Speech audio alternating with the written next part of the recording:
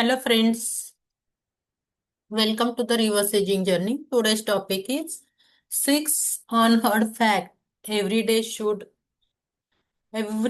should know. अशा काय fact आहेत की प्रत्येकाला त्या माहिती असायला पाहिजेत. Food is the most abuse anxiety drug.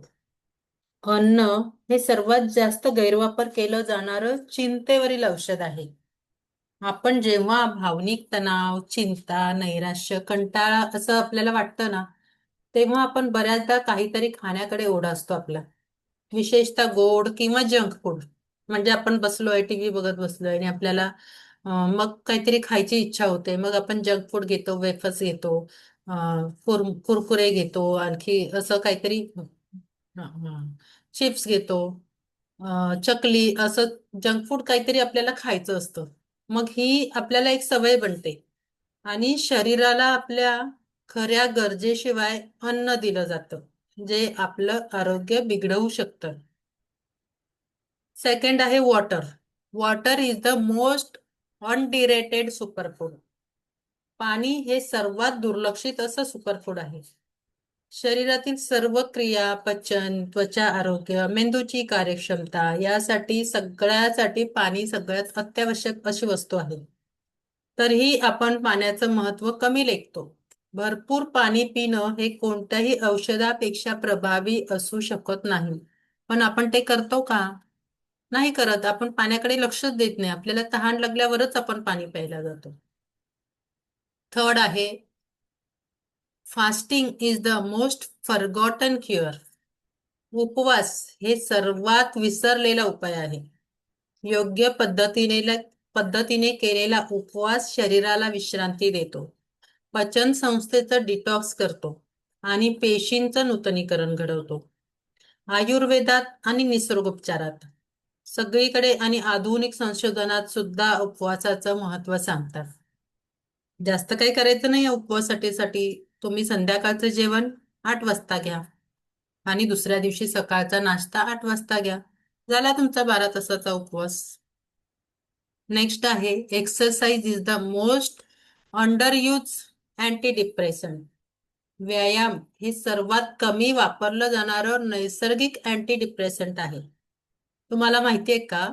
व्यायाम केल्याने डोपामिन, सेरोटोनिन, एन्डॉर्फिन हे हॅपी हार्मोन्स वाढतात, जे नैराश्य, चिंता आणि तणाव कमी करतात.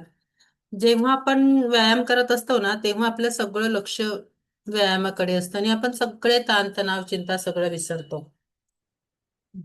व्यायाम हे औषध न घेता आनंदी राहण्याचा सर्वोत्तम नैसर्गिक उपाय आहे.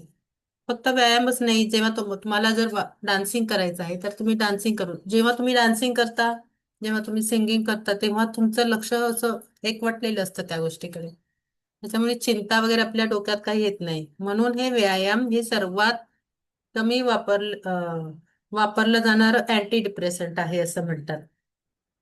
नेक्स्ट आहे sunlight. Sunlight is the best medicine. सूर्यप्रकाश सर्वोत्तम औषध आहे निसर्गात आणि ते आपल्याला मोफत मिळते. आपल्याला त्याच्यासाठी पैसे खर्च करायची गरज नाहीये. सूर्यप्रकाशामुळे शरीरात व्हिटॅमिन डी तयार होतं, जे हाडं आणि प्रतिकारशक्ती हार्मोनसाठी आवश्यक आहे.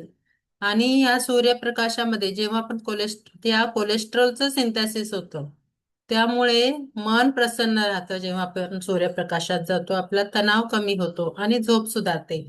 मी म्हणत नाही सगळ्यांनी, पण ज्यांना शक्य आहे ना, त्यांनी सकाळ अर्ली मॉर्निंगच्या सूर्यप्रकाशात चालायला जावं किंवा एक्सरसाइज करावी. त्याच्यामुळे तुमच्या आरोग्यावर म्हणजे हे उत्तम औषध आहे. Gut health is the most important foundation of overall well-being. आपलं आतडं हे आपलं सेकंड ब्रेन आहे. आतड्यांचं आरोग्य हे संपूर्ण आरोग्याचं मुख्य मूलभूत तत्व आहे. जेव्हा आपली प्रतिकारशक्ती, त्वचेचं आरोग्य, मानसिक स्थिती हे सगळं पचनसंस्थेशी जोडलेलं आहे. जर पचनसंस्था आणि आतड्यांचं आरोग्य नीट असेल ना, तर संपूर्ण शरीर कार्यक्षम राहू शकतं. तुम्ही कधी ऑब्झर्व केलंय का की माझं पोट दुखतंय किंवा मला लूज मोशन होत आहेत किंवा मला पोट फुगल्यासारखं वाटतंय, तर माझं लक्ष सारखं त्या पोटाकडे जाईल. त्याच्यामुळे माझं मानसिक आणि फिजिकल सगळंच स्वास्थ्य मी हरवून बसेल.